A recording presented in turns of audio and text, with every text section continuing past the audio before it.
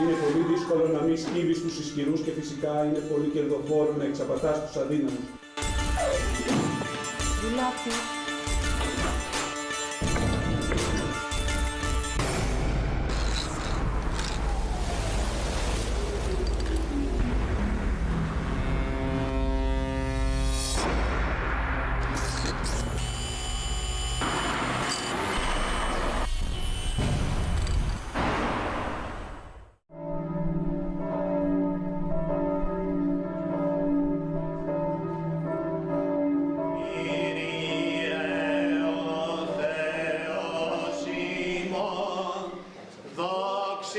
και τιμή στεφάνωσον αυτού.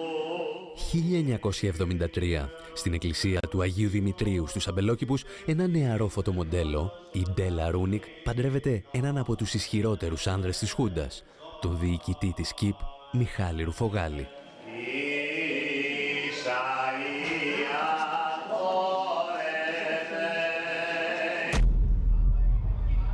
Ύστερα από χρόνια θυμάται στα απομνημονεύματά της τους ανθρώπους που κάθονταν στην πρώτη γραμμή των καλεσμένων.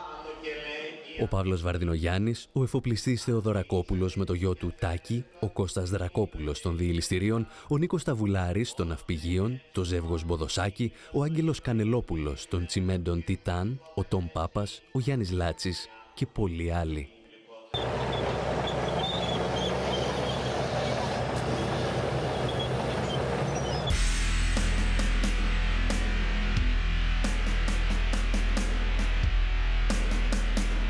Θα βάλω φωτιά εις του ουδήποτε το κεφάλι κύριε. Αλλά φωτιά στην ελληνική κοινωνία δεν θα επιτρέψω να βάλει κανείς. Και εάν χρειαστεί θα τους συντρέψω.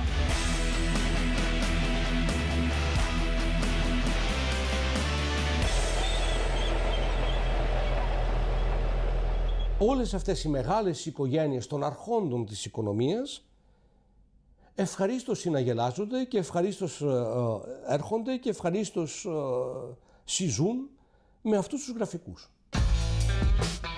Ο γραφικός δικτάτορας Παπαδόπουλος ζει σε μια έπαυλη που του έχει χαρίσει ο Ωνάσης, ενώ η γυναίκα του κάνει τα ψώνια της σε όλη την Ευρώπη με τις λιμουζίνες εφοπλιστών όπως ο Λάτσης. Την έχει ανάγκη η Χούντα την έγλη και οι άλλοι έχουν ανάγκη το να φτιάξουν δηληστήριο χωρίς να δώσουν λογαριασμό σε κανένα.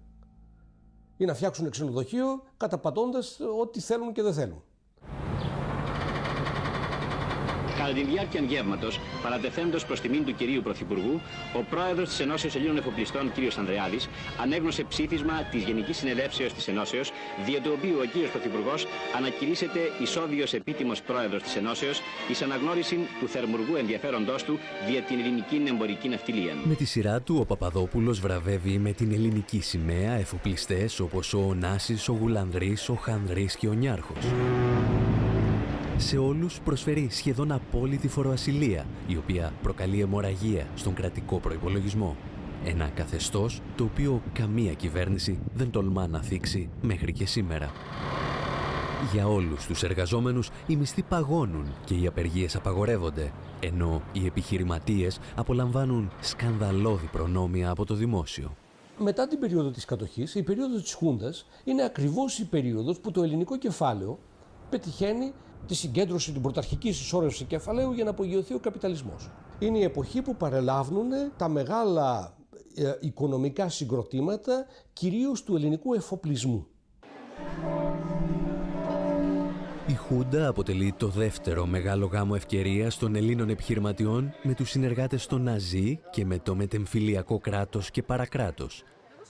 Η ιστορία μας όμως έχει και συνέχεια.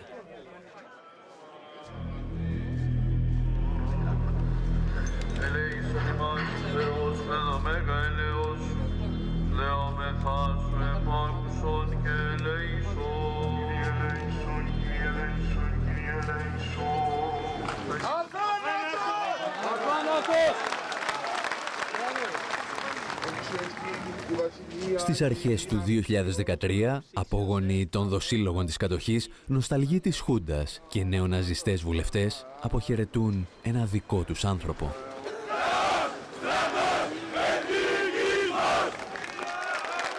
τον τελευταίο έγκλειστο πραξικοπηματία Νικόλαο Ντερτιλή.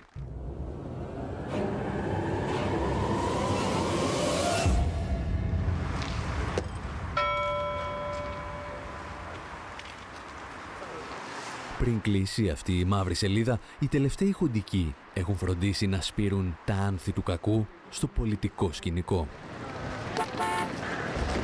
Έλληνες πολίτε, ενταχθείτε εις τας γραμμάς της ΕΠΕΝ με ζήλον, με αποφασιστικότητα και με την εθνική εκείνη έξαρση που πάντοτε προκαλούν στην ψυχή της φυλής μας εκρίσιμοι περιστάσεις. Μέσα από τη φυλακή, ο δικτάτορας Παπαδόπουλος ιδρύει την Εθνική Πολιτική Ένωση και δίνει την ευχή του στο Μάκη Βορίδη και τον Νίκο Μιχαλολιάκο. Δύο πολιτικούς που θα ξανασυναντήσουμε ύστερα από μερικές δεκαετίες. Μου λένε να ρωτήσεις τον κύριο Βορίδη, επειδή συνυπήρξε με τον κύριο Μιχαλολιάκο στα νεανικά του χρόνια στην ΕΠΕΝ, στην νεολαία της ΕΠΕΝ, να μας πει δύο λόγια για το πώς είναι τώρα να συγκρούονται και πώς βλέπει την εξέλιξη του κυρίου Μιχαλολιάκου από τότε μέχρι τώρα. Δεν συνυπήρξα ποτέ. Υπάρχει μια απόσταση... Ήσασταν πριν ή μετά? Ήμουνα μετά και υπάρχει μια απόσταση περίπου 8 μηνών. Μάλιστα. Επομένως δεν συνυπήρξαμε ποτέ.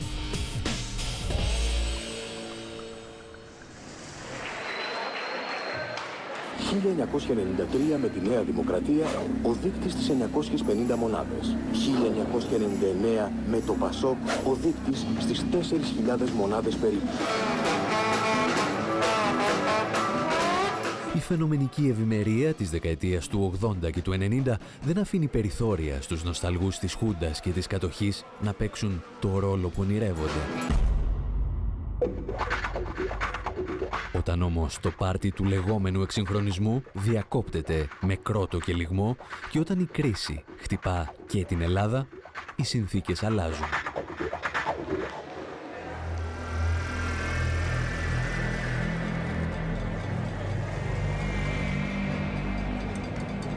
The scale of the crisis, the decline in people's average earnings, the fact that the Troika imposed conditions that would be intolerable imposed on any country on this scale produced a reaction. And the government panicked, in my opinion. Στην Ελλάδα του 2013, όπως και στη Γερμανία του 1933, οι αστεί και συγκεκριμένα αυτοί που παίρνουν τις πολιτικές αποφάσεις για λογαριασμό του πλέγματος εξουσίας, και χρησιμοποιώ ένα τεχνικό όρο εδώ, είναι διατεθειμένοι να παίξουν με το φασισμό.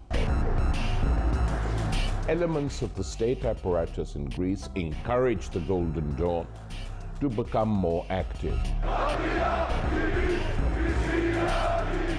Who is Golden Dawn? It's an explicitly fascist organization. Νομίζω ότι μετά τη μεταπολίτευση είναι το πρώτο κίνημα που γεννιέται αυθεντικά. Το λέω αυτό επειδή είμαι Χρυσή Αυγή.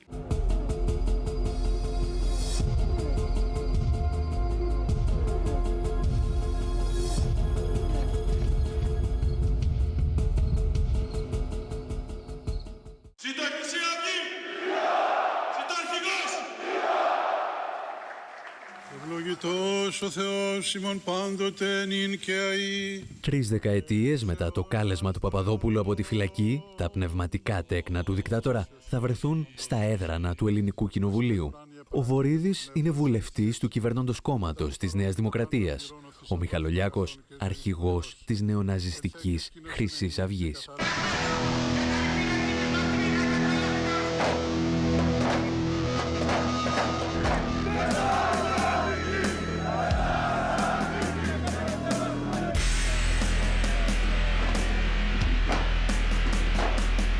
Οι νεοναζιστές παρουσιάζονται σαν αντισυστημικό κόμμα που μάχεται για τους φτωχούς και τους αδικημένους.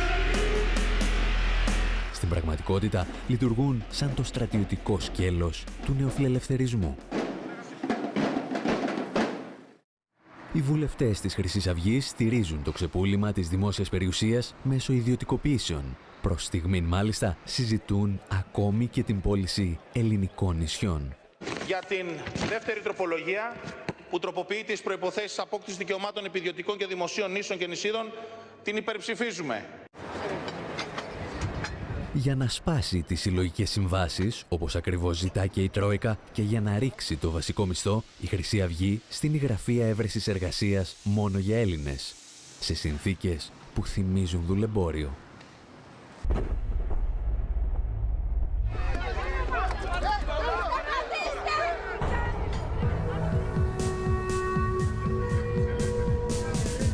Το κόμμα του Μιχαλολιάκου στηρίζει το κλείσιμο της δημόσιας τηλεόρασης, προσφέροντας εκατομμύρια στους μεγάλους καναλάρχες.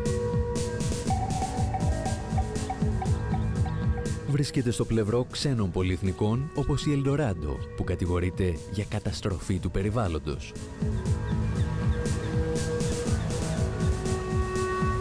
Το αγαπημένο τους θέμα όμως είναι πάντα η στήριξη των εφοπλιστών. Μέσα σε λίγους μήνες η Χρυσή Αυγή καταθέτει 140 ερωτήσεις υπέρ των συμφερόντων Ελλήνων εφοπλιστών. Ψηφίζει μάλιστα ευνοϊκές ρυθμίσεις για τα χρέη ποδοσφαιρικών ομάδων που ελέγχονται από αυτούς. Στο τέλος, τα τάγματα εφόδου της χτυπούν συνδικαλιστές στην ναυπηγοεπισκευαστική ζώνη. Μαζί με τους εφοπλιστές μας, γιατί από εκεί πέρα εξαρτιόμαστε.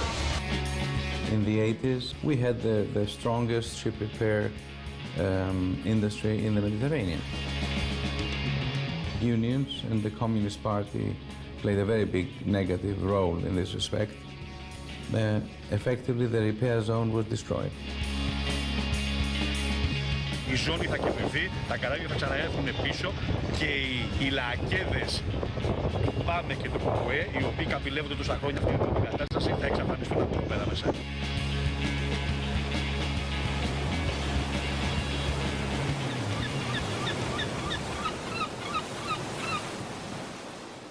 Ο Μιχαλολιάκος και ο Κασιδιάρης στήθηκαν από το κράτος και από τα μίντια. Από τους καπιταλιστές δηλαδή, οι οποίοι ελέγχουν και τον κρατικό μηχανισμό και τα μέσα ενημέρωσης.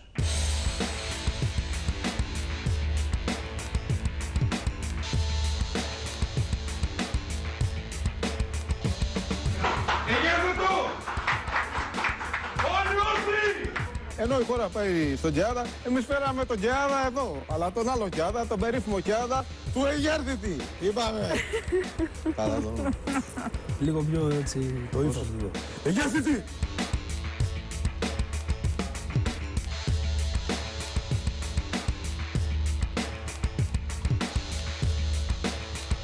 Καλός μαθητής τουλάχιστον. Μπήκαμε την πρώτη στο μαθηματικό Αθηνών.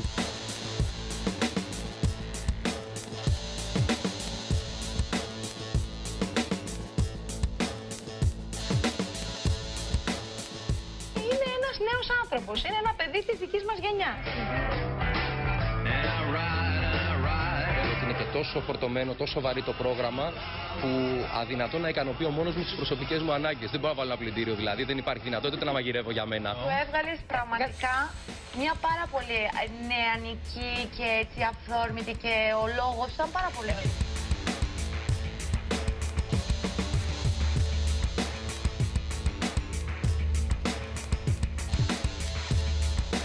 Γιατί όχι μετά όμως μια σοβαρότερη Χρυσή Αυγή να μην τη δεχτούμε να υποστηρίξει, όπως συμβαίνει σε πάρα πολλές ευρωπαϊκές χώρες, όπως συνέβη χτες στην Νορβηγία, να υποστηρίξει μια συντηρητική συμμαχία.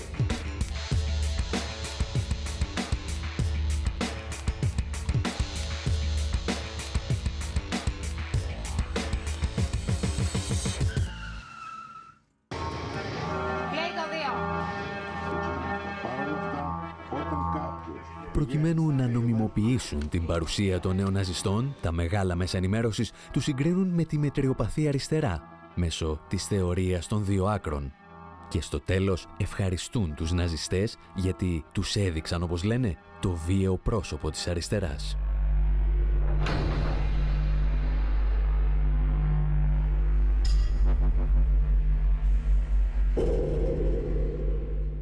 Εγώ εξοργίζομαι όταν βλέπω ότι σήμερα στηρίζουν τον φασισμό και εφημερίδες σαν αυτές του συγκροτήματος Λαμπράκη Τέος, το Βήμα και τα Νέα, που οι πρόδρομοι τους είχαν στηρίξει τον φασισμό στο Μεσοπόλεμο, και η Καθημερινή. η οποία επίσης μέχρι πολύ πρόσφατα ήταν σαφώς υπέρ της Χρυσής Αυγής.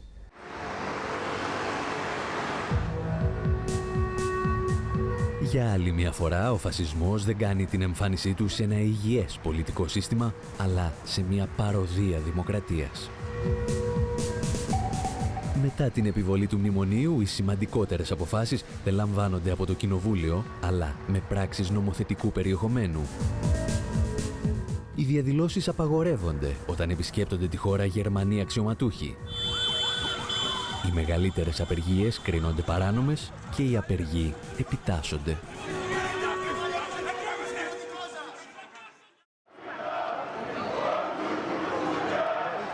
Ο φασισμός δεν είναι μόνο η Χρυσή Αυγή. Ο φασισμός νικήθηκε και διαλύθηκε από τα μέτωπα που έστησαν όλοι οι λαοί του κόσμου.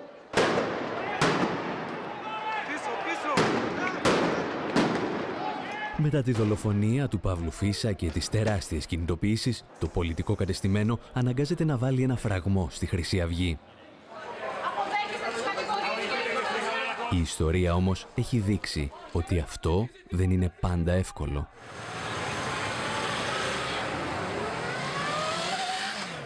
Το πρόβλημα με το φασισμό από τη σκοπιά των αστών είναι ακριβώς ότι πρόκειται για κίνημα.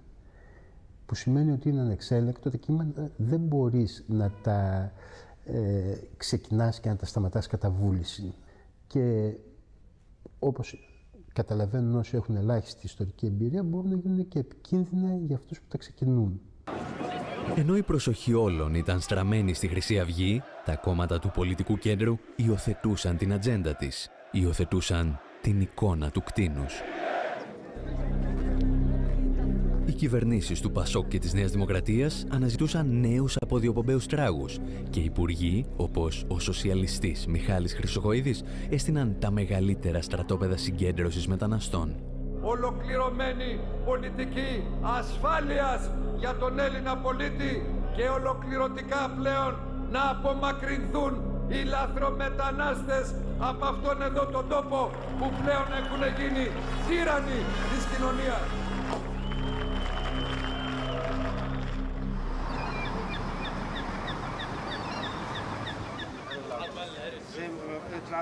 Αυτή η φράση που επαναλαμβάνεται σήμερα, παράνομοι μετανάστες, μα δεν είναι λίγο υπόμνηση ότι υπάρχουν κατηγορίες ανθρώπων που εξορισμού είναι παράνομοι και που κατά συνέπεια μπορεί να τους φυλακίσει, μπορεί να τους απελάσει, μπορεί να τους στερήσει ελευθερία, μπορεί να τους στερήσει το φαΐ, μπορεί να τους στερήσει τη ζωή, μπορεί να τους στερήσει ό,τι θέλεις και δεν τρέχει τίποτα. Σύντομα από τα ίδια στρατόπεδα, εκτός από τους μετανάστες, θα αρχίσουν να περνούν και τοξικομανείς, ενώ επί Υπουργείας Ανδρέα Λοβέρδου, οροθετικοί ασθενείς διαπομπεύονται μπροστά στα κανάλια για λίγες ψήφους πριν από τις εκλογές.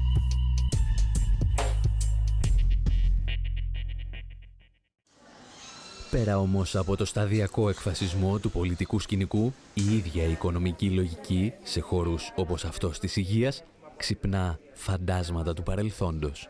Όταν άρχισε η κουβέντα για την ευγονική στη Γερμανία, η κουβέντα άρχισε με πάρα πολύ απλό τρόπο. Ότι για να δούμε τα οικονομικά των νοσοκομείων, τα οικονομικά του συστήματος υγείας. Υπάρχουν μερικές κατηγορίες ασθενών, οι χρόνιοι ασθενείς, οι πνευματικά ανάπηροι, τα άτομα με ειδικές ανάγκες, τα οποία κοστίζουν υπερβολικά στο σύστημα υγείας. Δεν ευρισκόμαστε ακόμη, έτσι, αλλά η συζήτηση αρχίζει και προχωράει σε αυτή την κατεύθυνση. Όταν σε ένα σύστημα υγείας και πρόνοιας αρχίζεις και συζητάς μόνο το κόστος και βάζεις το κόστος πριν από τα υπόλοιπα και βάζεις και μάλιστα και έναν υπουργό υγείας. Υπάρχει η Ελλάδα του χάους, υπάρχει η Ελλάδα της αναρχίας, της τρομοκρατίας, του ΣΥΡΙΖΑ και όλων αυτών των ανοήτων, υπάρχει όμως και η Ελλάδα που αντιστέκεται. Ο οποίος με τις θεατρικές του δεξιότητες που διαθέτει πολύ σοβαρά πράγματα, τα λέει σαν ηθοποιός κωμωδίας. Αυτό κάνει ο συγκεκριμένος σημερινός Υπουργός Υγείας. Έτσι. Λοιπόν, βλέπεις το πώς προχωράει το πράγμα. Όλα αυτά μαζί με 99 ευρώ τα λιγουρεύεστε! Τα λιγουρεύεστε! Πάρτε τα όσα προλαβαίνετε! Δεν θα τα έχουμε για άλλη εκπομπή. Να είστε όλοι καλά.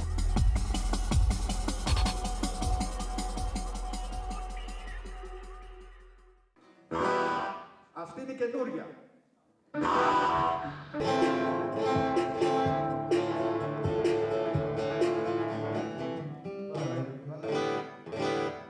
Δεν ξέρω, όχι για σένα, εγώ δεν το...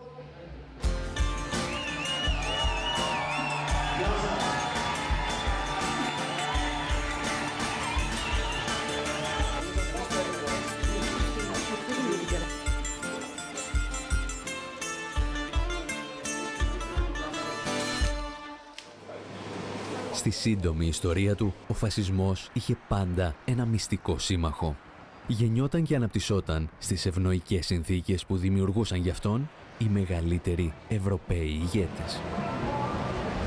This is Churchill on Mussolini. If I had been an Italian, I am sure that I should have been wholeheartedly with you from the start to finish in your triumphant struggle against the bestial appetites and passions of Leninism. The story of that struggle, he is referring to Hitler's struggle, cannot be read without admiration for the courage, the perseverance, the vital force which enabled him to challenge, defy, conciliate, or overcome all authorities or resistance which barred his path. I have always said that if Great Britain were defeated in war, I hoped we should find a Hitler to lead us back to our rightful position among the nations.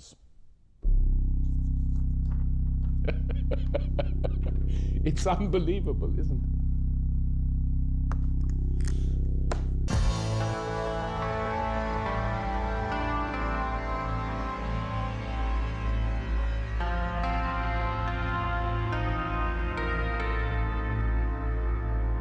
Στην Ελλάδα της οικονομικής κρίσης, η Ευρωπαϊκή Ένωση και οι πιστωτές της θα νομιμοποιήσουν πολιτικά την άκρα δεξιά για να φέρουν στην εξουσία έναν μη εκλεγμένο τραπεζίτη, τον Λουκά Παπαδήμο. The EU earlier on Sunday gave Greece 24 hours to show how it will enact its €130 billion emergency funding package. I want to make a very urgent, heartfelt appeal for national and political unity in Greece. The EU demanded Greece's parties join forces to avert bankruptcy. Greece will restore confidence of its European partners by building a coalition government of national unity. We welcome the agreement on a national unity government in Greece.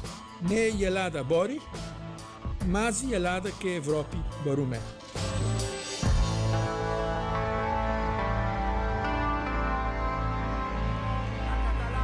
Η Ευρωπαϊκή Ένωση πιέζει για ένα μεγάλο κυβερνητικό συνασπισμό με τη συμμετοχή και του Λάος. Η Ελλάδα ανήκει στους καθαρούς Έλληνες, στους Έλληνες που αγαπάνε την πατρίδα, που αγαπάνε το έθνος. Ενός κόμματος από το οποίο πέρασαν χουντικοί, αντισημίτες, αλλά ακόμη και πολιτικοί που χόρευαν με ναζιστικά συνθήματα.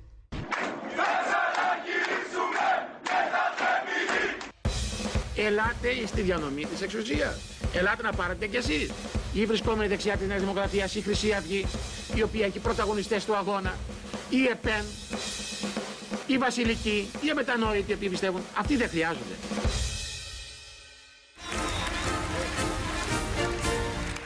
Η Ευρωπαϊκή Ένωση αποδεικνύει ότι μπορεί να ανεχθεί ακόμη και πολιτικούς απογόνους του Μουσολίνι, όπως ο Τζιανφράνκο Φίνι στην Ιταλία.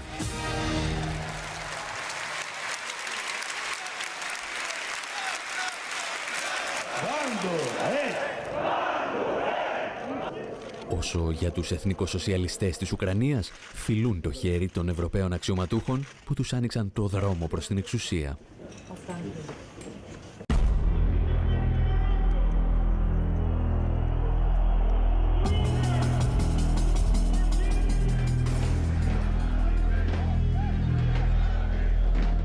If Golden Dawn was part of a right-wing coalition of parties, a tiny part of it, or kept it going, I think they would accept it. I think one shouldn't underestimate the ruthlessness of the leading elements inside the European Union.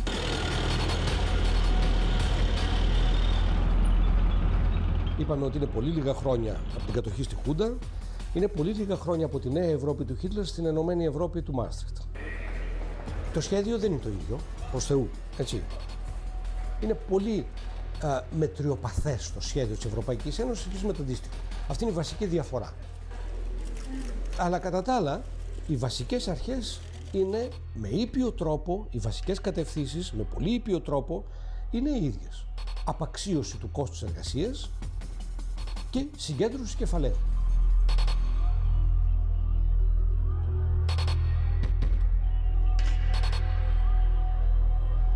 Ich mache Ihnen eine schöne Losung.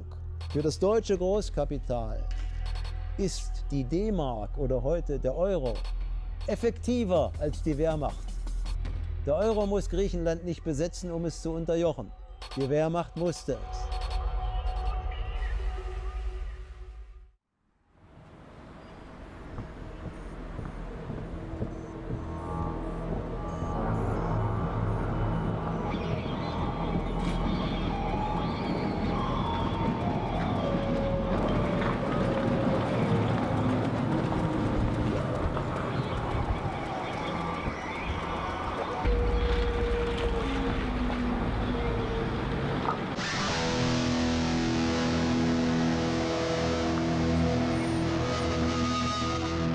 Όσο δυνατά στηρίγματα και αν είχε ο φασισμός, στην ιστορία του έχασε όλες τις μάχες. Το 1936, όταν ακόμη ο Τσόρτσιλ εξυμνούσε τον Μουσολίνι και τον Χίτλερ, ο Βρετανός φασίστας Όσβαλτ Μόσλεϊ θέλησε να πραγματοποιήσει τη δική του πορεία προς το Λονδίνο, με 2.000 μελανοχίτονες. Η αστυνομία ήταν εκεί για να τον προστατεύσει, αλλά βρήκε απέναντί του 100.000 αντιφασίστες διαδηλωτές από διαφορετικά πολιτικά κόμματα, ενώσεις και συνδικάτα. Και από τότε ο φασισμός δεν στέριωσε ποτέ στη Μεγάλη Βρετανία. Πώς λοιπόν να πει κάποιος την αλήθεια για τον φασισμό όταν δεν θέλει να πει τίποτα για τον καπιταλισμό που τον προκαλεί?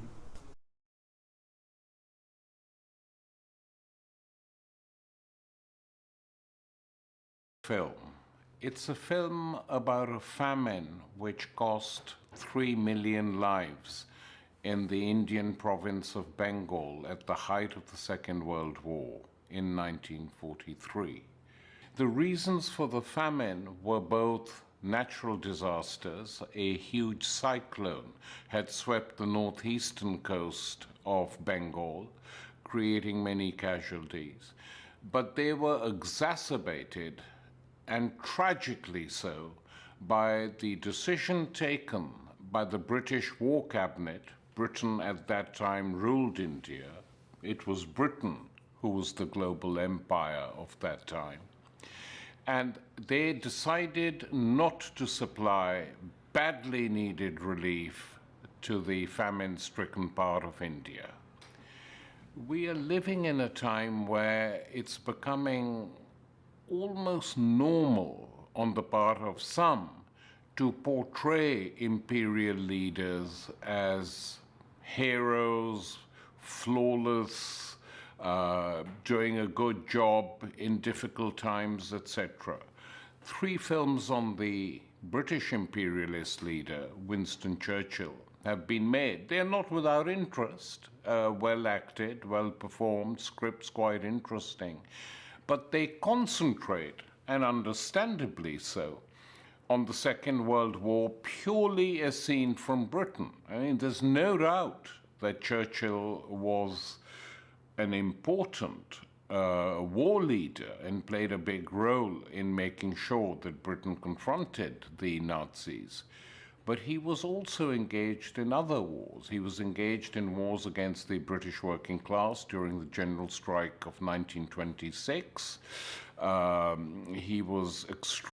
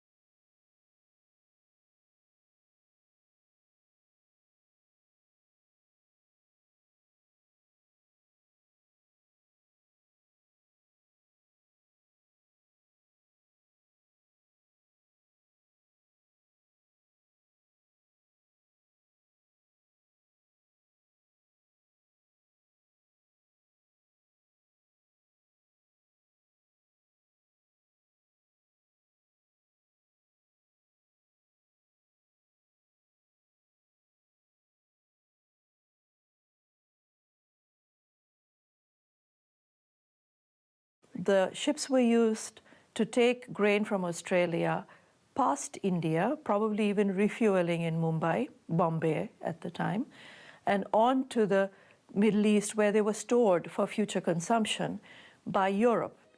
The people of the province are recovering from the disastrous effects of the famine. International aids gradually reached Calcutta at the end of 1943. But it was too little and far too late. And guarantee that there will be enough food for the rice-eating millions of the country.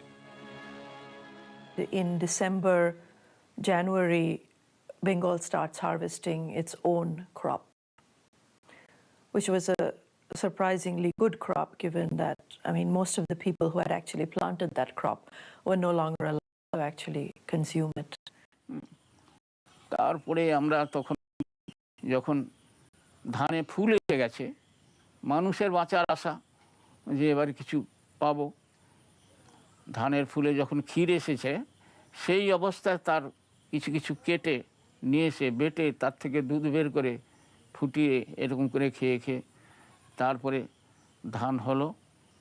ধান হওয়ার পরে মানুষ সেই যে না খাওয়া অবস্থায় রুগ্ন দেহে পেট ভরে খেয়ে আবার রোগাক্রান্ত হয়ে কিছু মরল।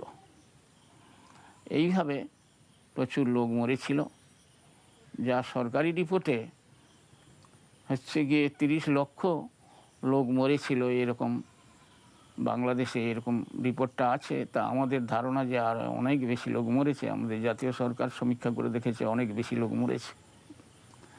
এইভাবে চরম অবস্থায় আমাদেরকে ব্রিটিশ সরকার না খেয়ে না খাইয়ে মারার চেষ্টা করেছে।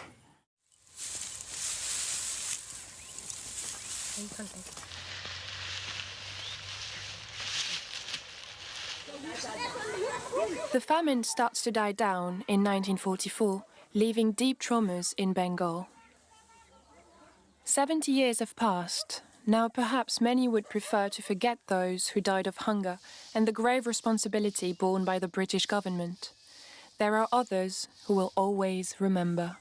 The Bengal famine being unknown around the world is no doubt because the crimes of the Axis powers got a lot of attention. The crimes of the people who won the war, who wrote the history, were simply shoved under the rug. And that's, I think that actually still continues to be true. What kind of a people do they think we are? Is it possible they do not realize that we shall never cease to persevere against them until they have been taught a lesson which they and the world will never forget?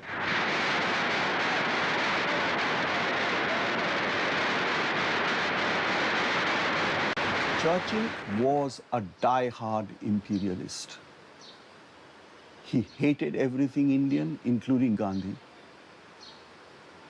It is said that when the news went to him that Gandhi had been assassinated, he said, "Far too late." So that's the kind of man he was. Indians did not matter to him. So for us, he's not an icon. Maybe for the Britisher or the Englishman, he's an icon. But even the Britishers are beginning to realize that Churchill also was a hero with his feet in clay.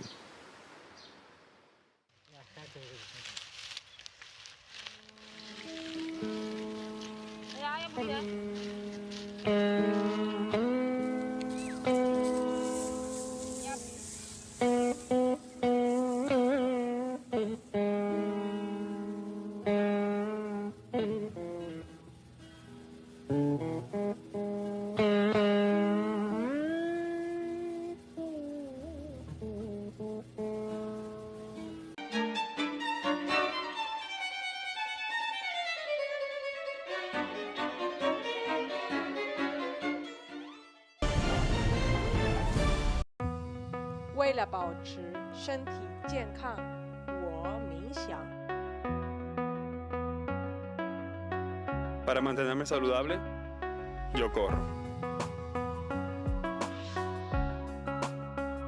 To keep myself healthy, I study. Για να διατηρηθώ υγιής, τρέφομαι σωστά. saludable, yo bailo. Para mantenerme saludable, yo purifico mi espíritu a través del cuerpo. ¿Y tú? Get Your Body. Tuesdays, only on TeleSUR.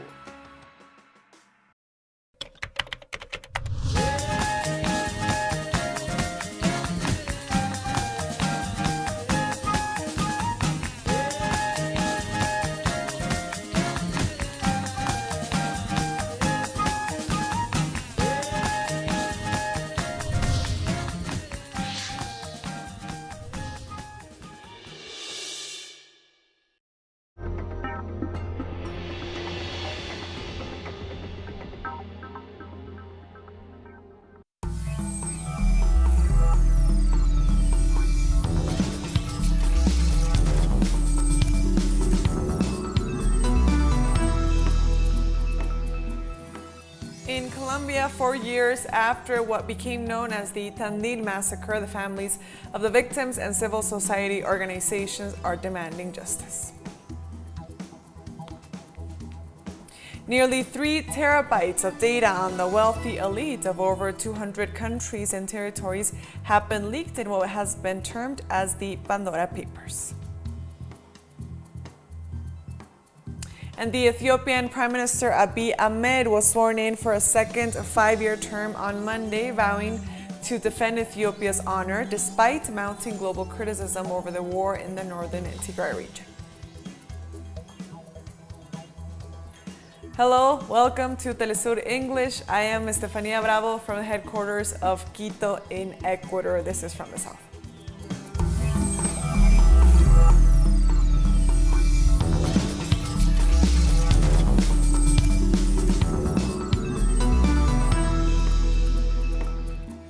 Today we begin in Colombia, where victims of state violence rallied in front of the Constitutional Court, demanding that the ordinary judicial system take over the investigation into the massacre that occurred 4 years ago in Tandil, Nariño department, which is under investigation by the military justice system. Farmers, social organizations, and human rights defenders carried out this activity in front of the High Court headquarters in Bogota, where they requested that the Constitutional Court rule upon the jurisdiction challenge so that the investigation of the massacre in the village of El Tandil in Tumaco municipality, Nariño department, does not proceed in the military justice system and instead is handled by the ordinary judicial system, since those responsible for this event are police officers and members of the Colombian army.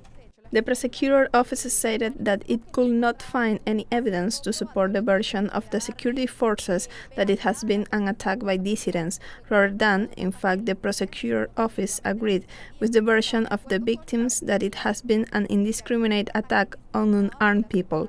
However, since the case was transferred to the military criminal justice system, we find ourselves in a deadlock. With posters on the walls of the courthouse, protesters revealed what happened on October 5, 2017, when 1,500 farmers protested in the village of El Tandil against the forceful and violent crop eradication program carried out by the anti-narcotic police and the Colombian army. Some of the 600 armed men opened fire against the coca farmers, workers, and members of the farmers' associations that were gathered there. Our intentions were to change the illicit crops for food, and I can't believe that in the midst of the peace process on trying to negotiate with the very government, we were shot at, killing 7 comrades, more than 20 wounded, leaving orphaned children, leaving single mothers, leaving a number of disabled. That's my case because I was shot twice in my left arm, and there was total displacement from that area.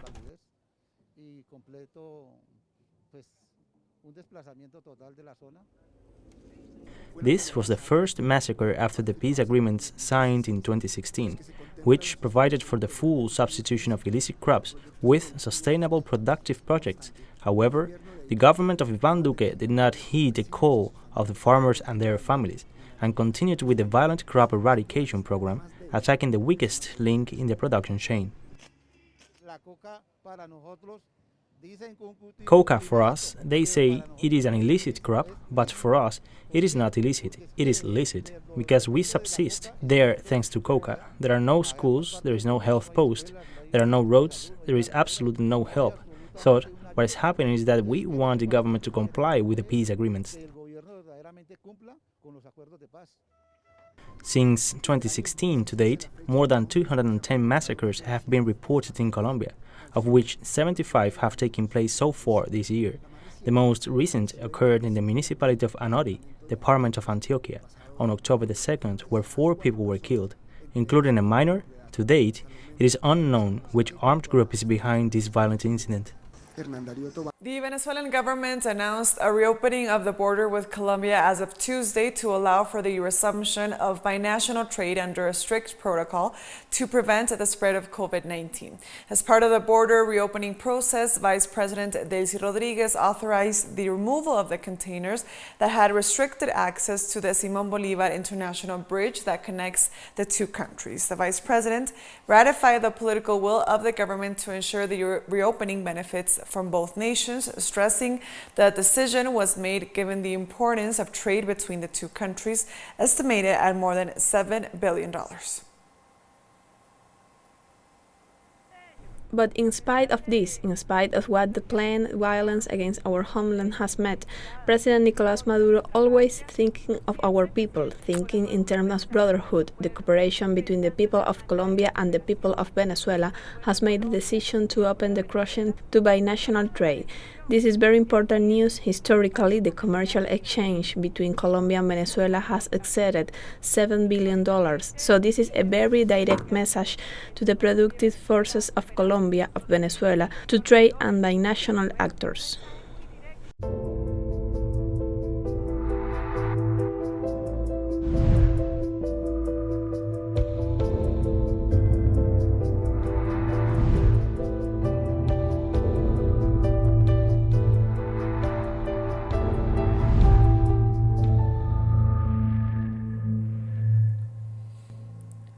Angola's capital saw long queues outside vaccination centers after the government made it mandatory for civil servants and service providers to get the COVID-19 jab before October 15th. The measure was announced last Thursday by the Minister of State and the head of the Civil Affairs Office to the President of the Republic, Adao de Almeida. Speaking at a press conference, the President's aide explained that after the deadline, it will be mandatory to present a vaccination certificate to gain access to workplaces. Employees or public service providers who do not get vaccinated will be required to present negative tests in order to gain access to their workplace. We're taking our first break now. Join us again after this, and also don't forget to follow me on my Twitter account at @TeleSUR for more news. Stay with us.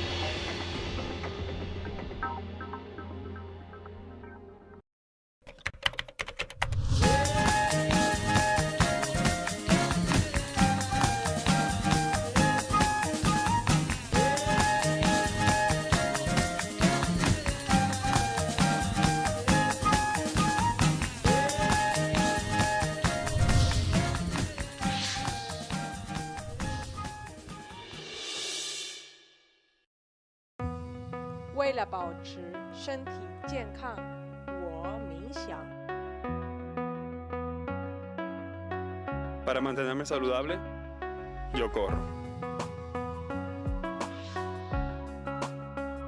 To keep myself healthy, I study. Για να διατηρηθώ υγιής, τρέφομαι σωστά. Para mantenerme saludable, yo bailo. Para mantenerme saludable,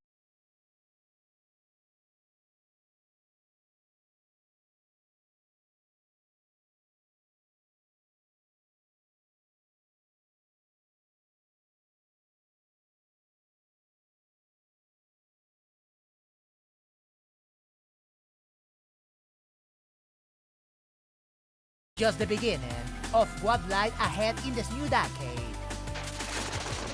Atomun. Travelers of knowledge, the future is today.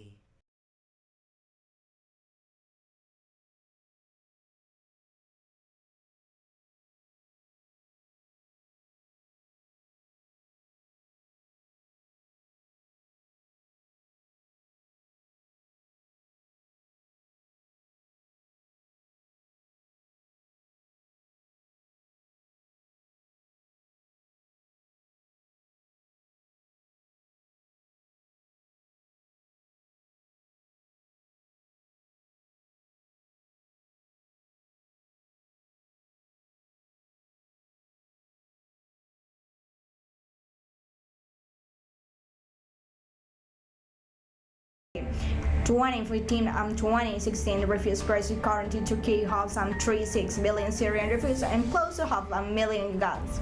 However, economic instability, exacerbated by coronavirus pandemic, is increasing trust towards migrants. We feel these negative reactions when you are in a car, or on a bus, or on the street.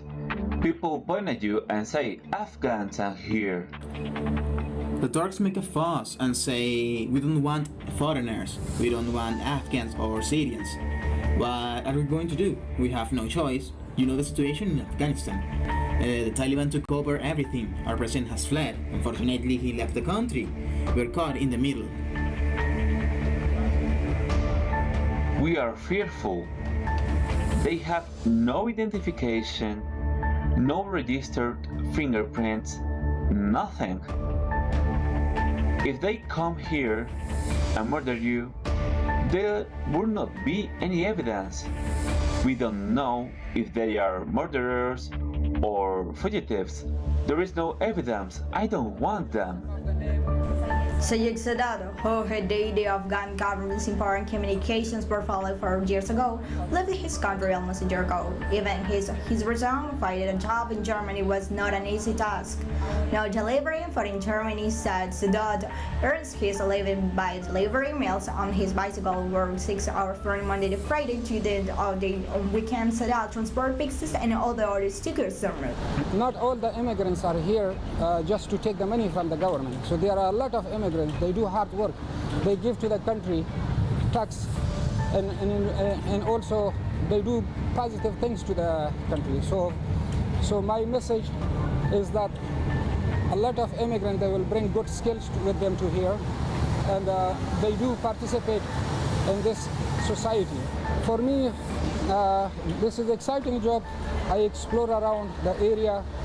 I go around, I see countryside, I see different places. I explore the area around me. In the meantime, it's the exercise. You see the bicycle, physical fitness, and I cycle 1,200 kilometers per month.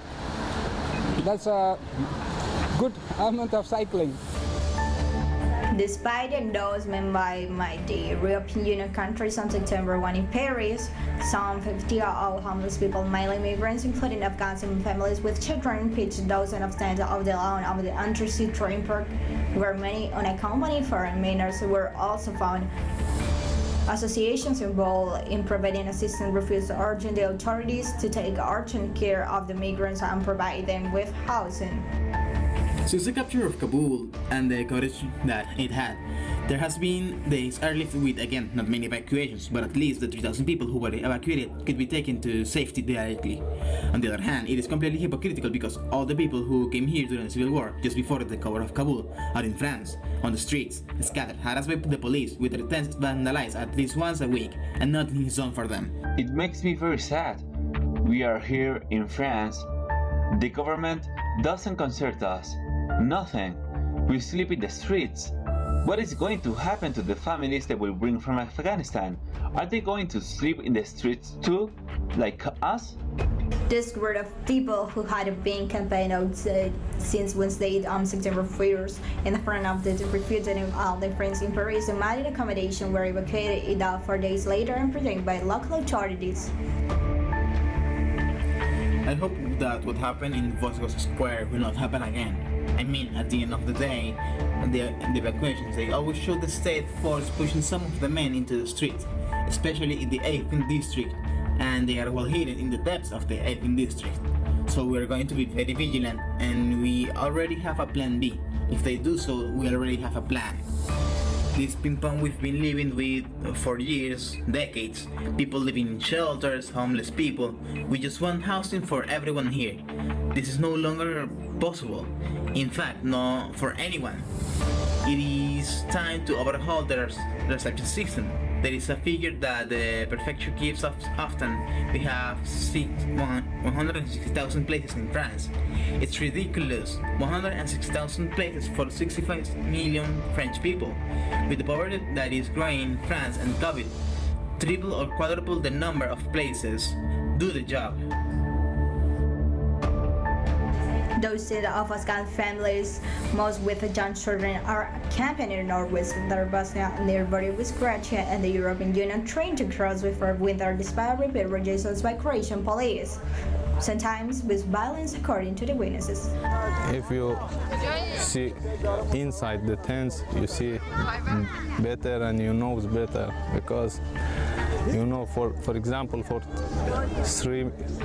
one family, normally it's 3 people, we need many things, but now we are here and 1 tent, 2 and 2, it's all my life. Croatian police doesn't hit me. Maybe I'm lucky, but I see many people, and also I have one friend. The police 2 times hit him. 2 times. 1 time only men. The second time all the family, not only man and woman. Also hit the babies. A group of Afghan refugees in Indonesia expressed concern for the Saturday on their relative after the Taliban took over of the country. They are demanding to be reunited with their relatives in Afghanistan after living in limbo to Indonesia for years without certainty. So in Indonesia, we cannot go nowhere, and we cannot travel freely, and we cannot work wherever we go. They just say, okay, you don't have like the status. We just have like a status like a refugee card. So with that, we even cannot do anything. So that's why like and here we don't have any choice like to be resettled in a specific country. So wherever is safe and we have our basic right, we will go there. Australia or any country, we can accept us. We ran from the risk of death from Afghanistan. We came here, and then since 2012, we are still waiting here, and then we suffer.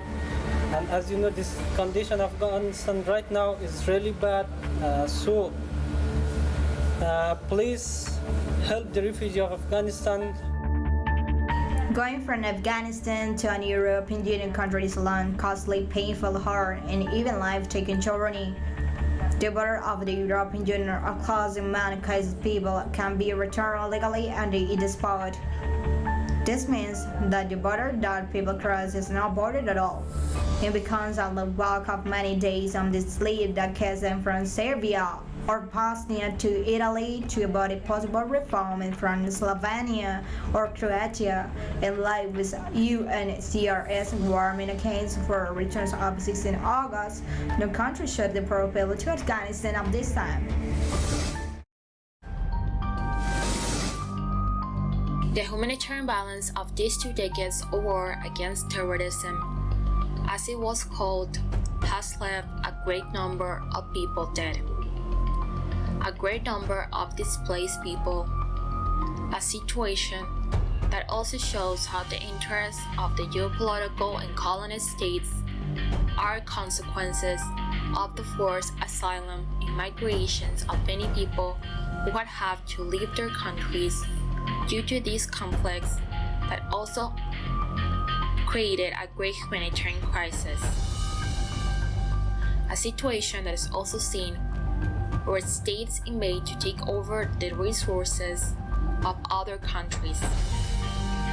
A situation that has also shown that systematic violation of human rights, the right to asylum, also violating and skipping that international law and also the Security Councils of the United Nations. So much for our program today. As always, we invite you to stay tuned to the channel, and as always, we will meet again here in a new program, Between Borders.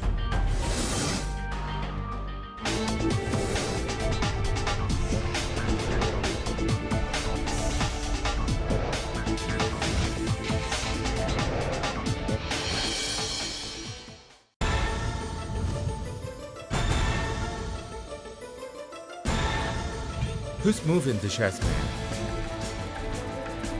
What interests and motivate the actors behind each event? The board is deployed. Critical move. Investigates every event from Monday to Friday. Only on TeleSUR. Pakistani journalist Tariq Ali analyzes the international media influence driven by the empire, acts as an analysis of political, economic, and social life throughout Latin America through our stream and website in English. A critical space committed to truth to determine the conjuncture that moved the world today. The world today. Mondays on TeleSUR.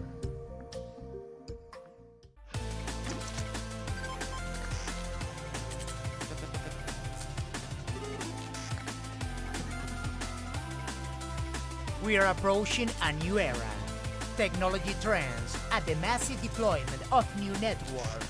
It is just the beginning of what lies ahead in this new decade. Atomun. Travelers of knowledge, the future is today.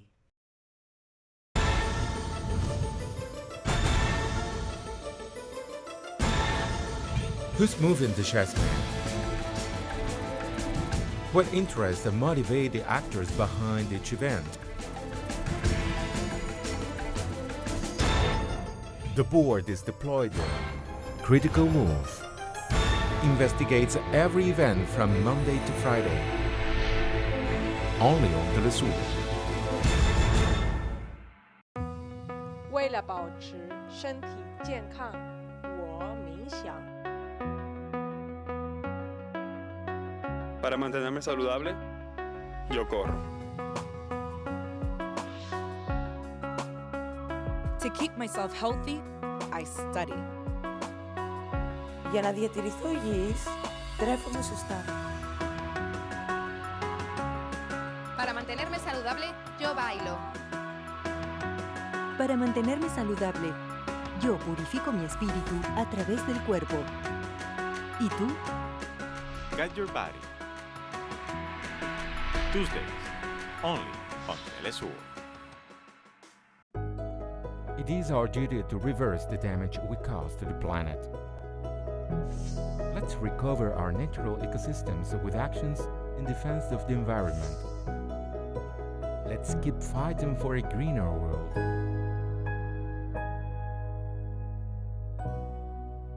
Wednesdays, only on TeleSUR. En un mundo en constante movimiento, todos los días se generan nuevos sucesos y es necesario conocerlos. Nos preguntamos, ¿qué hay detrás de cada acontecimiento? ¿Cuáles son las consecuencias y cómo nos afectan? Ante estas preguntas, buscaremos poner el punto en la I. Dot in the I.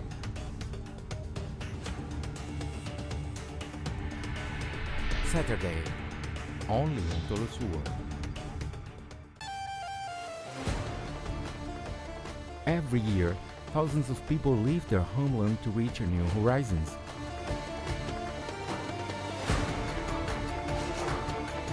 A reality of those people who struggle for their freedom. Know the diverse causes of those who live between borders. Thursdays, only on TeleSUR. Hola, ¿qué tal? Sean todos muy bienvenidos a Vidas. Hay lugares donde el arte se unifica con el orgullo de los pueblos. Y esos lugares están llenos de colores, alegría, pasión, tradiciones, arraigo, valor y entrega. Real Life. Fridays. Only on TeleSUR. 为了保持身体健康，我冥想。 Para mantenerme saludable, yo corro. To keep myself healthy, I study. Για να διατηρηθώ υγιής, τρέφομαι σωστά. Para mantenerme saludable, yo bailo. Para mantenerme saludable, yo purifico mi espíritu a través del cuerpo. ¿Y tú? Get Your Body. Tuesdays, only on TeleSUR. Pakistani journalist Tariq Ali analyzes the international media influence driven by the empire, access and analysis of political, economic, and social life throughout Latin America through our stream and website in English. A critical space committed to truth to determine the conjuncture that moved the world today. The World Today. Mondays on TeleSUR.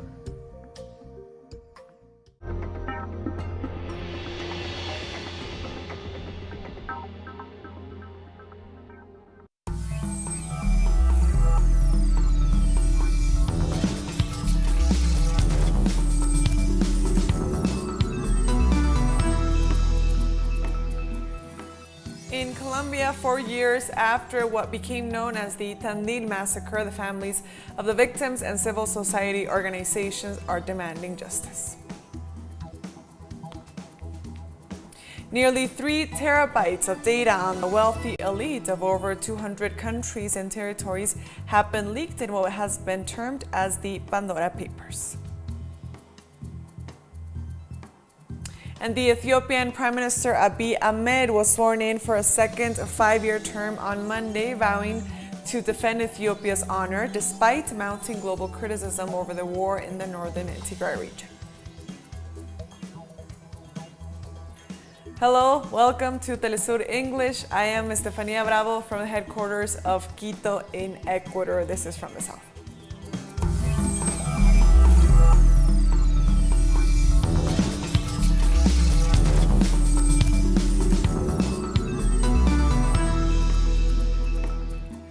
Today we began in Colombia, where victims of state violence rallied in front of the Constitutional Court, demanding that the ordinary judicial system take over the investigation into the massacre that occurred 4 years ago in Tandil, Nariño department, which is under investigation by the military justice system.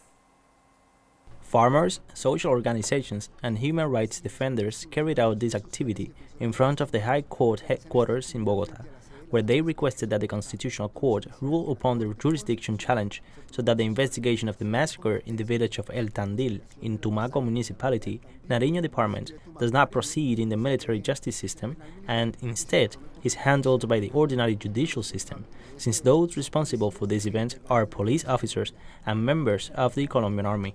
The prosecutor office stated that it could not find any evidence to support the version of the security forces that it has been an attack by dissidents, rather than, in fact, the prosecutor office agreed with the version of the victims that it has been an indiscriminate attack on unarmed people.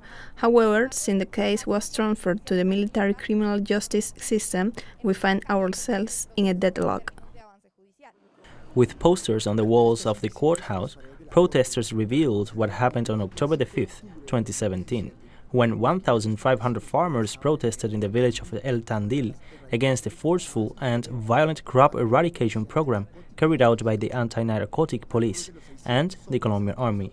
Some of the 600 armed men opened fire against the coca farmers, workers, and members of the farmers' associations that were gathered there.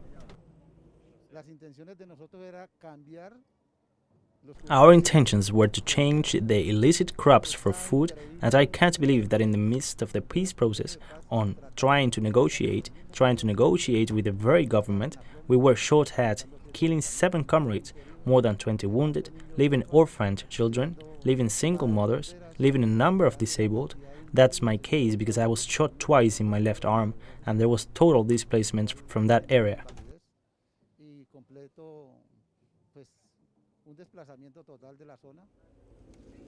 This was the first massacre after the peace agreements signed in 2016, which provided for the full substitution of illicit crops with sustainable productive projects. However, the government of Iván Duque did not heed the call of the farmers and their families, and continued with the violent crop eradication program, attacking the weakest link in the production chain. Coca for us, they say it is an illicit crop, but for us, it is not illicit, it is licit, because we subsist there thanks to coca. There are no schools, there is no health post, there are no roads, there is absolutely no help. So, what is happening is that we want the government to comply with the peace agreements. Since 2016 to date, more than 210 massacres have been reported in Colombia, of which 75 have taken place so far this year. The most recent occurred in the municipality of Anori, department of Antioquia, on October the 2nd, where 4 people were killed, including a minor. To date, it is unknown which armed group is behind this violent incident.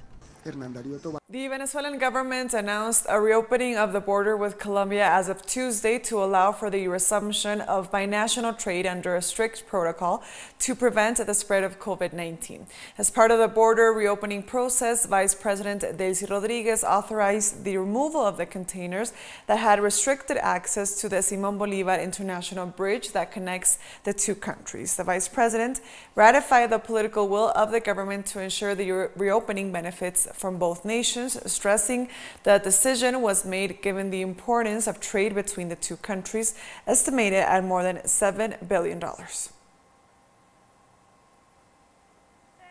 But in spite of this, in spite of what the planned violence against our homeland has met, President Nicolás Maduro, always thinking of our people, thinking in terms of brotherhood, the cooperation between the people of Colombia and the people of Venezuela, has made the decision to open the crossing to binational trade. This is very important news. Historically, the commercial exchange between Colombia and Venezuela has exceeded $7 billion. So this is a very direct message to the productive forces of Colombia, of Venezuela, to trade and binational actors.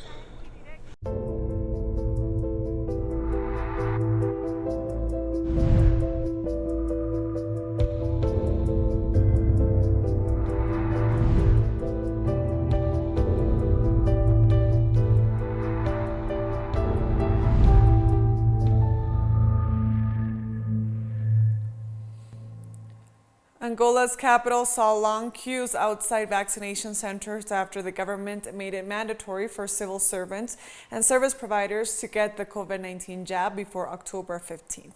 The measure was announced last Thursday by the Minister of State and the head of the Civil Affairs Office to the President of the Republic, Adao de Almeida. Speaking at a press conference, the President's aide explained that after the deadline, it will be mandatory to present a vaccination certificate to gain access to workplaces. Employees or public service providers who do not get vaccinated will be required to present negative tests in order to gain access to their workplace.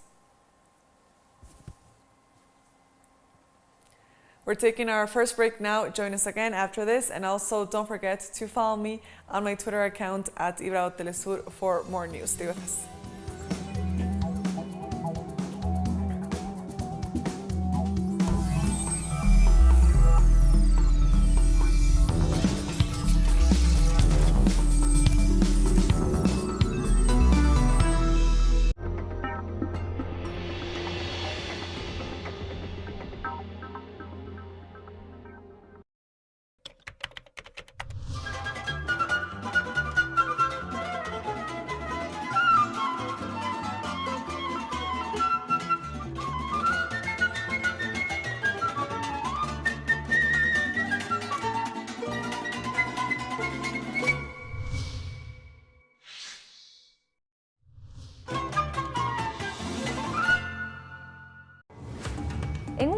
en constante movimiento, todos los días se generan nuevos sucesos y es necesario conocerlos. Nos preguntamos, ¿qué hay detrás de cada acontecimiento? ¿Cuáles son las consecuencias y cómo nos afectan? Ante estas preguntas, buscaremos poner el punto en la I. Dot in the I.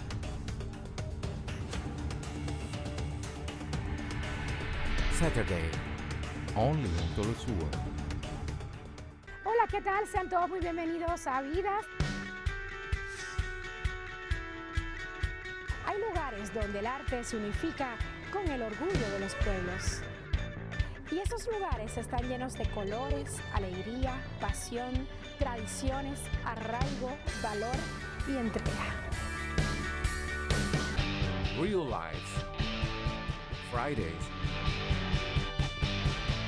Only on TeleSUR.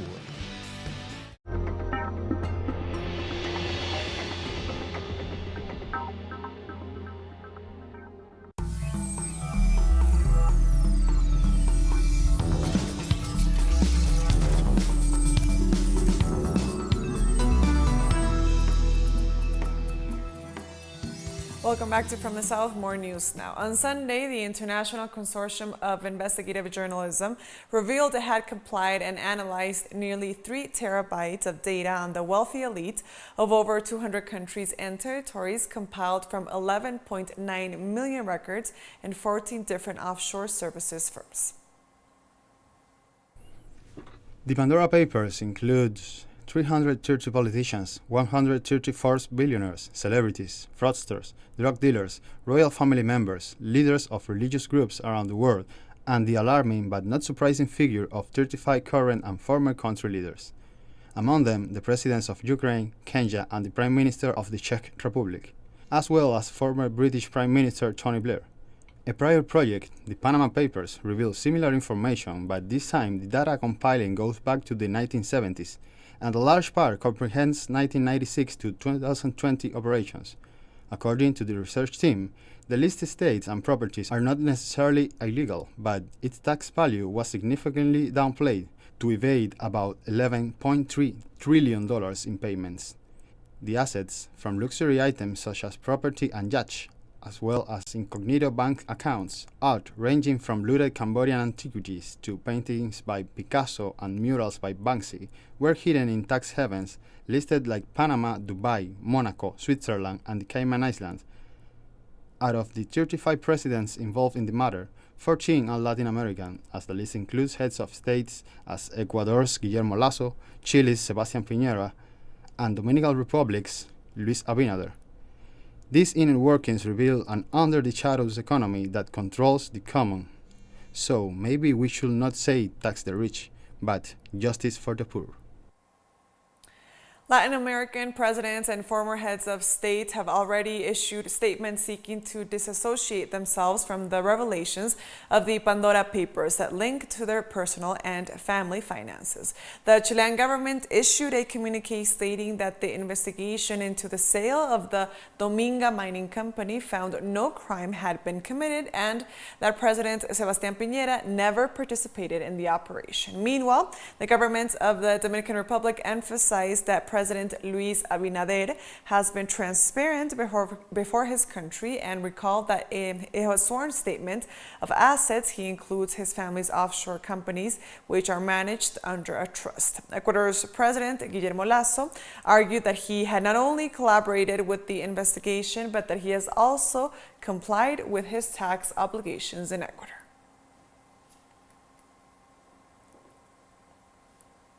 Brazil's Minister Paulo Guedes is one of the names featured in the Pandora Papers, which show he's personally benefiting from the policies he's implementing in the country. Our correspondent, Brian Muir, has more. Brazil's finance minister, Paulo Guedes, is one of the original Chicago boys. He studied under neoliberal guru Milton Friedman at University of Chicago in the 1970s and is considered to be one of the most mediocre of his students. He was never able to publish his dissertation, even in Portuguese.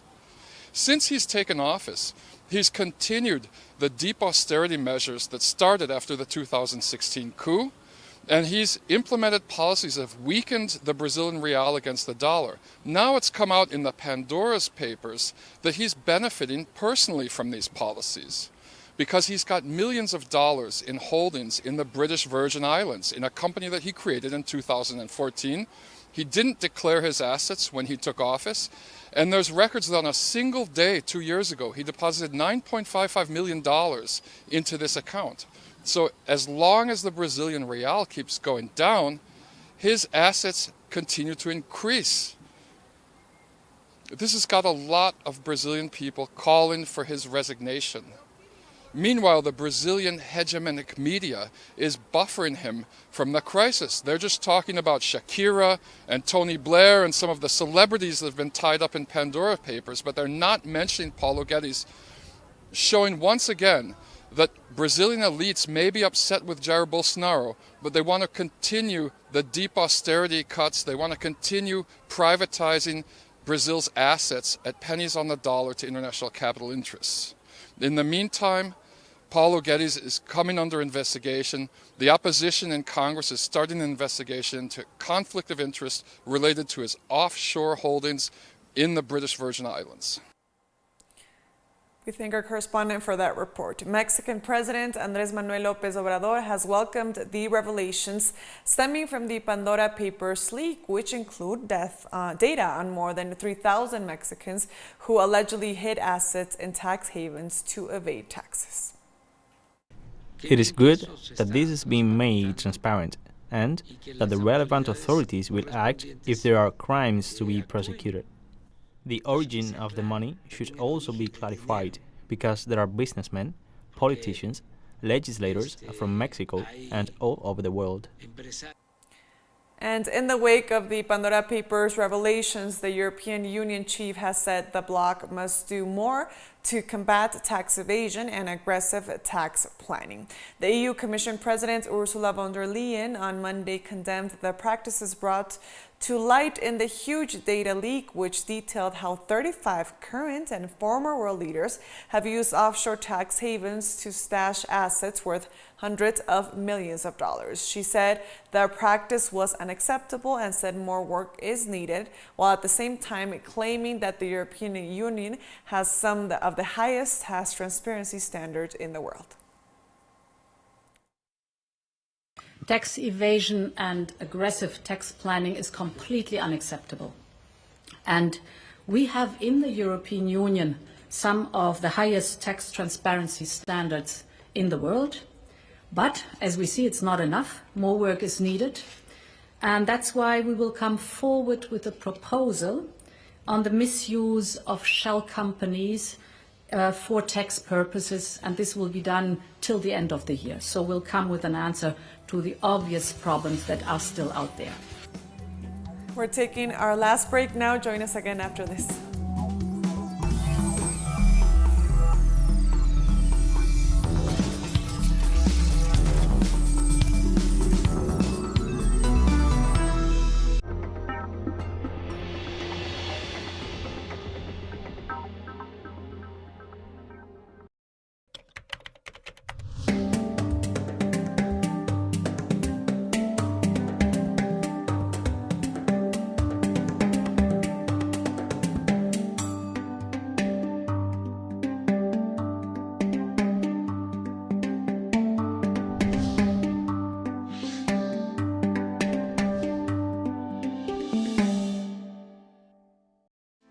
We share your feelings, exalt your accomplishments, and show your reality.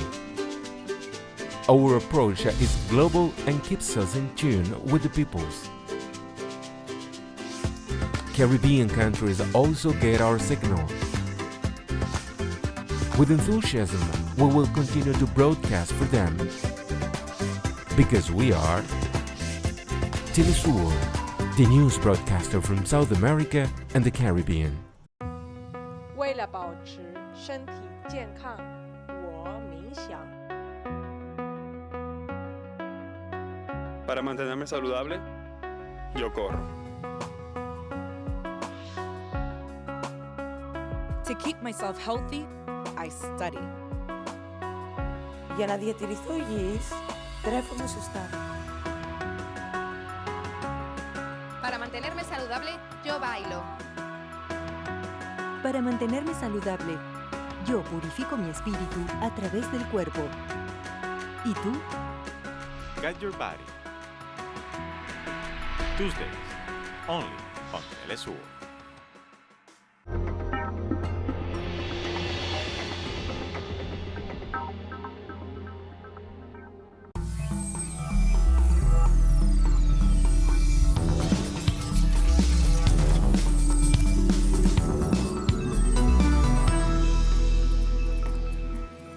Welcome back to From the South. Ethiopian Prime Minister Abiy Ahmed was sworn in for a second 5-year term on Monday, vowing to stand strong and defend Ethiopia's honor despite mounting global criticism over the war in the northern Tigray region.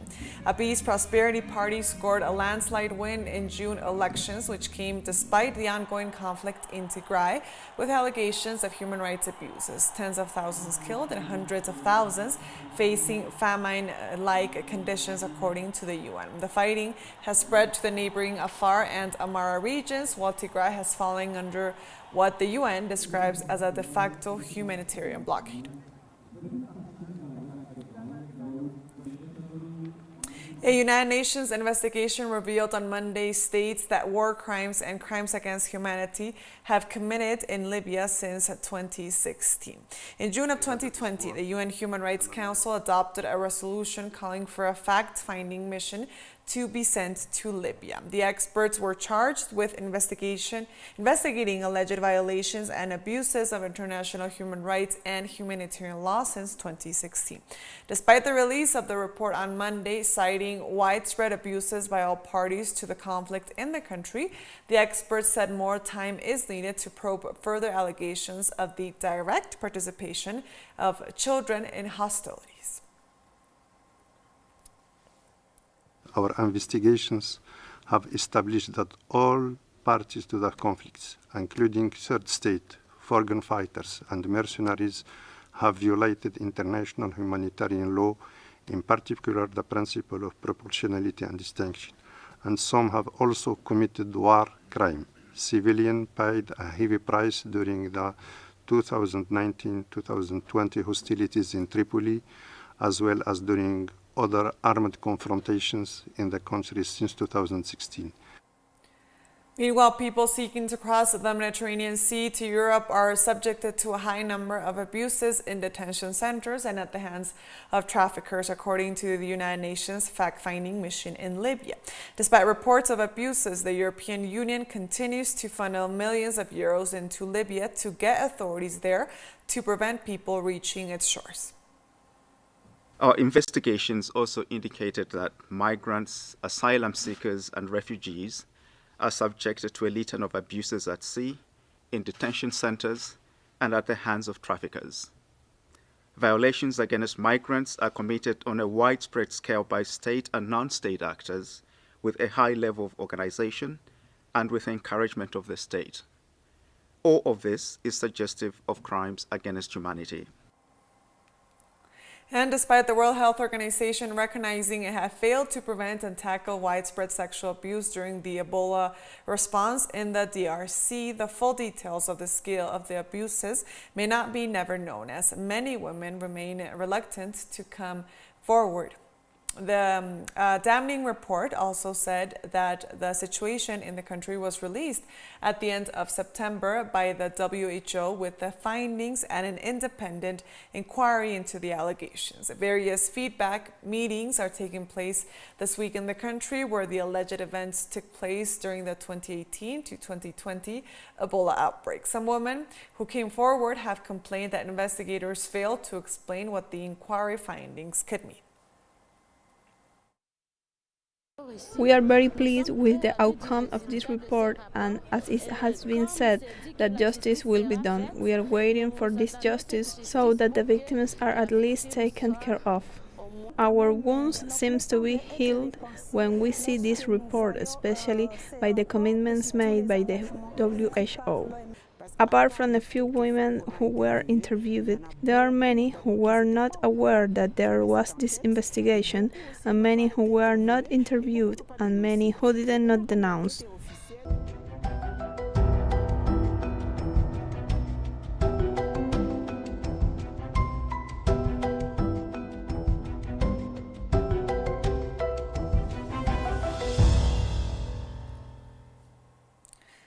Authorities in the former capital of Senegal are immersed in a battle against the rising sea, which threatens to wash the city away.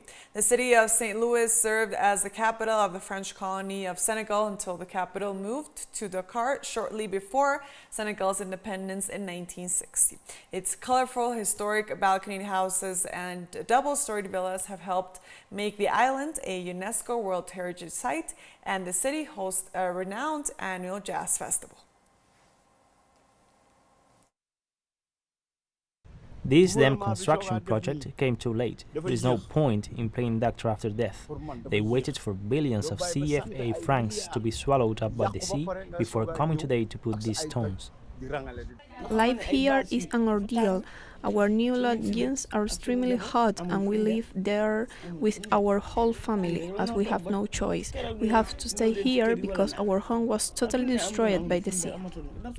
The aim is to gain at least 20 meters of coastline and thereby free up to 20 meters of houses, starting from the protective wall, and then to have 4 meters that will be reforested and left to the inhabitants for recreational activities, but which will not be inhabited. Extinction Rebellion activists protested in the Swiss city of Zurich on Monday in an attempt to force the government to heed the environmental movement's climate demands. Hundreds of people, some dressed as clowns, attempted to blockade central Zurich, while Extinction Rebellion urged its activists to return every day at noon to block traffic at 3 key strategic points of Switzerland's financial capital, including a bridge and the crossroads of the city's main shopping street. Students and senior citizens were among those who descended on Zurich from across the wealthy nation, unfurling banners and stretching out large sheets of blue plastic symbolizing the oceans suffocating with rubbish. We thought on July 13 that the political world is very slow to react after the law on limiting CO2 emissions was rejected. Now we have got to raise awareness and get more people to join us, so the people put more pressure on the politicians. Politics is like a giant orchestra, like on the Titanic, and the passengers are the citizens. Listening to the music since 20 years, 30 years, are we just going to wait for this to sink? We do not want to wait for this wall sink. We are taking action, and we rebel. And with that story, we've come to the end of this news brief, but remember, you can find these and many other stories on our website at telesurenglish.net.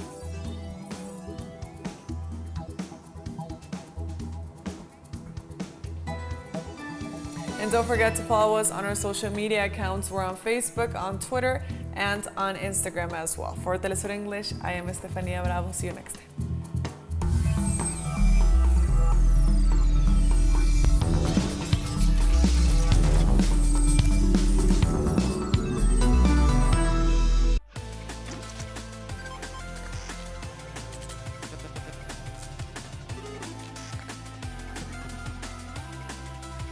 We are approaching a new era. Technology trends and the massive deployment of new networks. It is just the beginning of what lies ahead in this new decade. Atomun. Travelers of knowledge, the future is today. Pakistani journalist Tariq Ali analyzes the international media influence driven by the empire, acts as an analysis of political, economic, and social life throughout Latin America through our stream and website in English. A critical space committed to truth to determine the conjuncture that moved the world today. The World Today. Mondays on TeleSUR.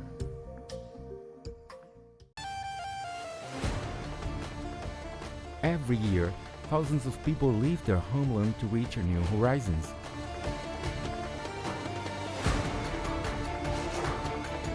A reality of those people who struggle for their freedom. Know the diverse causes of those who live between borders. Thursdays, only on TeleSUR.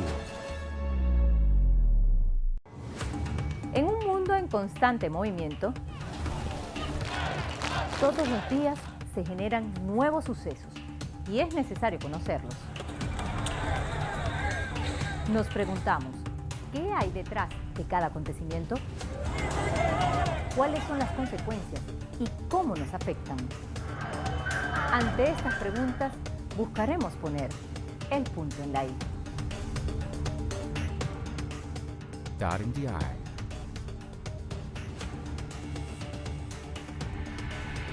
Saturday, only on TeleSUR. Hola, ¿qué tal? Sean todos muy bienvenidos a Vidas. Hay lugares donde el arte se unifica con el orgullo de los pueblos. Y esos lugares están llenos de colores, alegría, pasión, tradiciones, arraigo, valor y entrega. Real Life. Fridays, only on TeleSUR.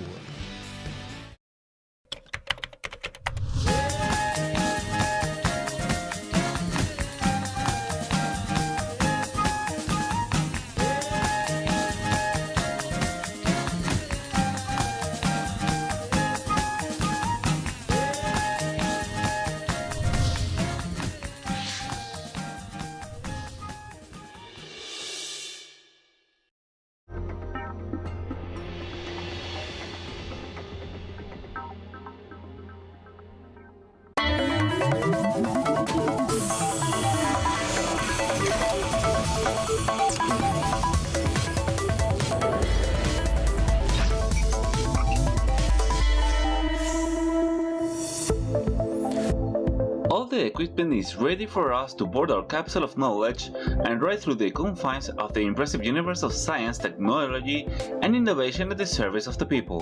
Greetings, travelers of knowledge. Welcome to Adaman, the science and technology program of TeleSUR. I am always a pleasure to meet you again. Remember that you can follow us through the social media, and the coordinates are the following. In Facebook, we are as Adaman TeleSUR. On Twitter, you can follow us as at Adaman TeleSUR. And you can also follow my personal Twitter account at JackTeleSUR. Now come with me to review the techno-scientific log that we have prepared for you on this day. Let's undertake our cognitive journey immediately.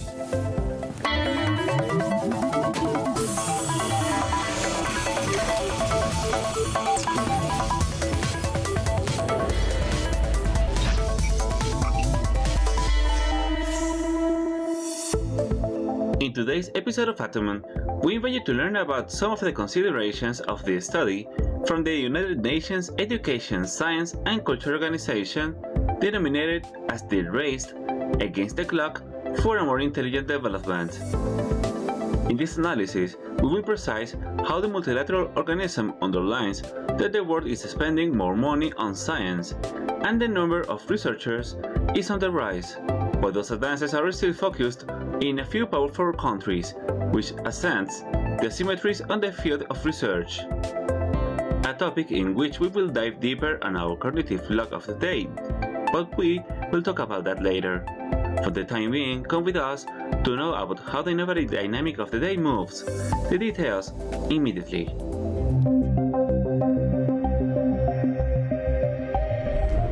Going from coal to solar energy is part of the premise that Poland seeks to implement as part of its process of energetic transformation.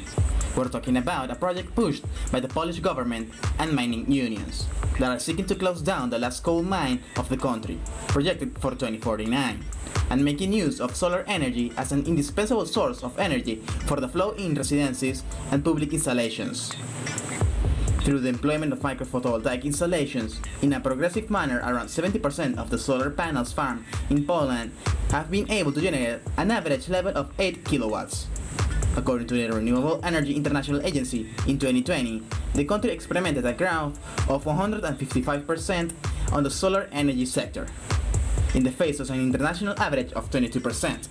A substantial and beneficial change if you take into account that 5 years ago, Poland went from having only 187 megawatts in its self-photovoltaic capacity to 3,935 megawatts, thanks to the installation of photovoltaic cells on the rooftops, which contains a Petrovskite film that makes them lighter, more flexible, efficient, and come in different shades and grades of transparency.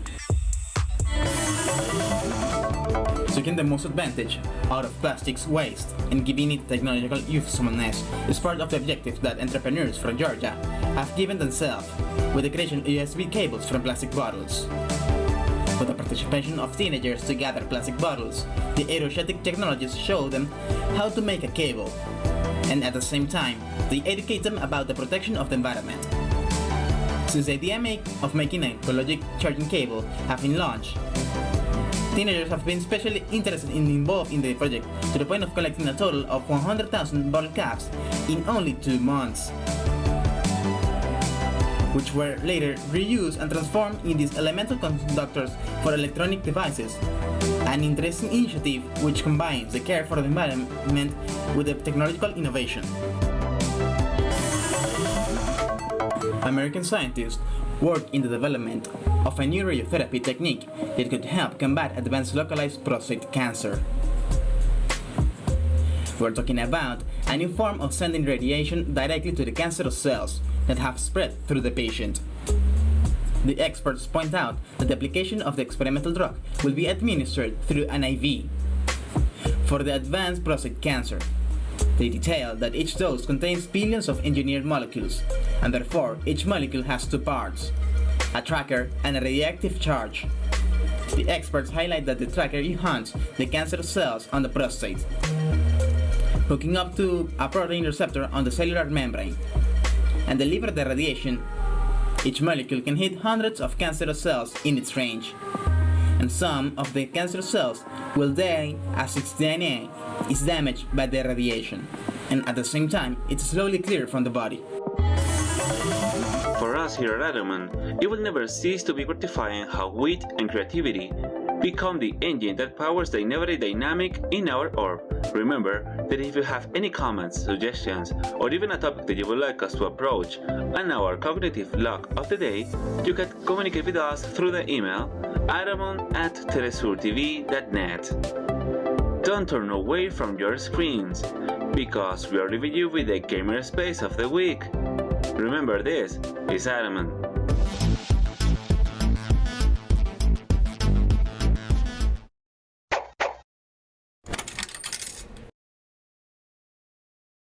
Vertigo is a project that is being pushed by Spanish developers, who are splendorously carrying out the movie Vertigo from the American filmmaker Alfred Hitchcock, the suspense genius.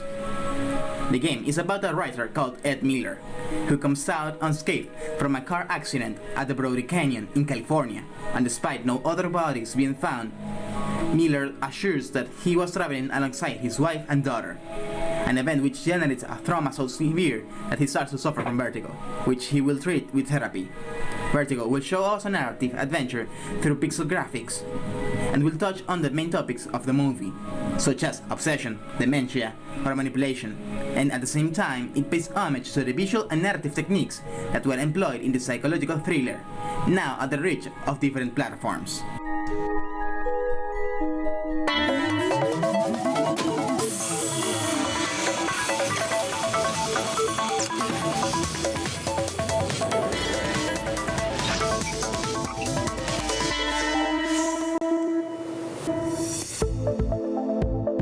We advance with more of the exploration of the cognitive universes gained for the integration and socialization of knowledge at the service of the peoples. This is Adamant. The most recent UNESCO report about science, titled The Race Against the Clock for a More Intelligent Development, shows that in the last 5 years, science, technology, and innovation have become synonyms of economic competitivity and modernity. Nevertheless, there is a disparity in criteria, especially when in the global scene the United States and China are responsible for almost 2/3 of that progression, that is to say, almost 63%, so much that 4 out of every 5 countries are way behind, and invest less than 1% of their GDP on scientific research, which evidences that in this department science remains under the dominion of the great powers. To know more details about it, our Aramon cognitive log places us on some factors and determining scenarios of this phenomenon of the concentration of knowledge in a few in disfavor of the many. Here is the material that we have prepared for you, Travelers of Knowledge.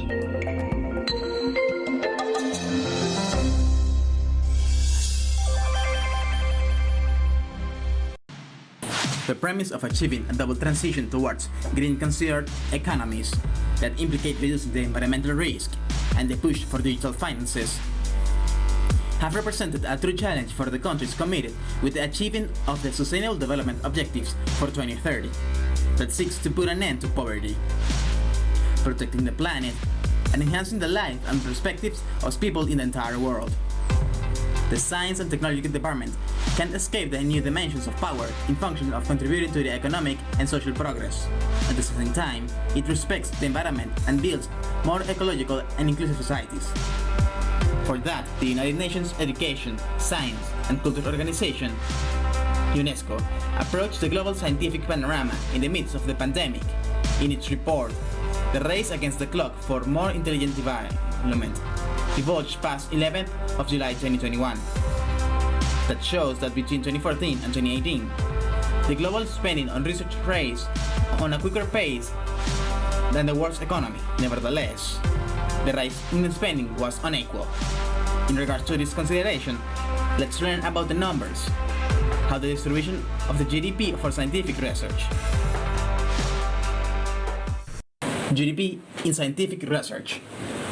North America invests 2.73%, European Union 2.02%, Germany 3.09%, Russia 0.99%, East and Southeast Asia 2.13%, Japan 3.26%, and China 2.19%.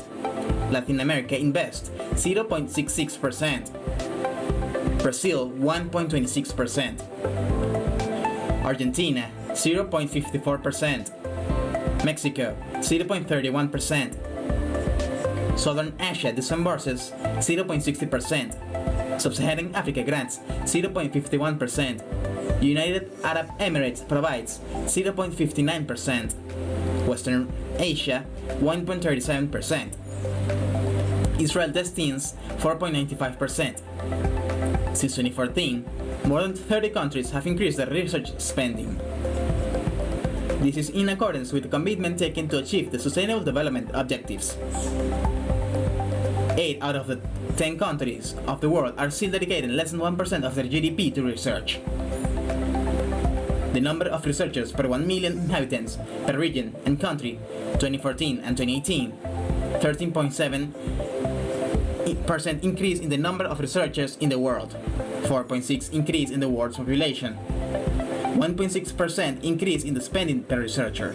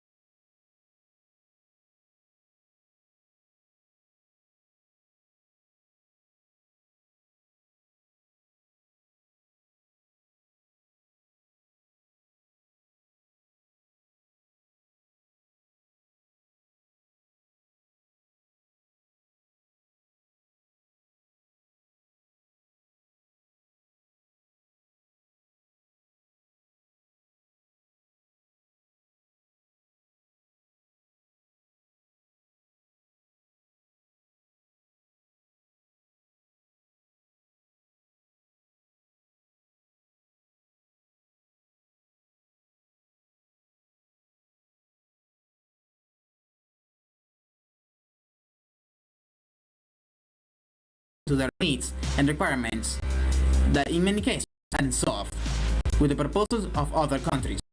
The Dr. Clara Inés Pardo Martinez, Colombian researcher, ensures the importance that science and technology have on the empowerment of societies. Will allow the participants of the Scottish project underline